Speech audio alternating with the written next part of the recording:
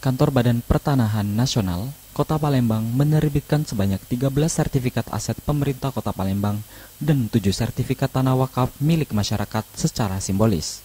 Diterima oleh Wali Kota Palembang Ratu Dewa, disaksikan oleh Wakil Wali Kota Prima Salam. Hal tersebut disampaikan langsung Wali Kota Palembang Ratu Dewa. Sinergi kerjasama BPN Kota Palembang ini tetap terpelihara dengan baik ke depannya.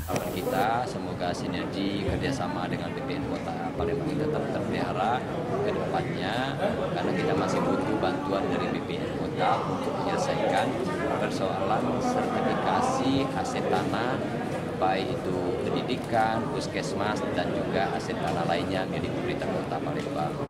Kepala Kantor Pertanahan Kota Palembang, Zamili, menyampaikan bahwa penyerahan sertifikat ini merupakan hasil dari kerja keras dan koordinasi yang baik antara BPN Palembang, pemerintah Kota Palembang, dan masyarakat.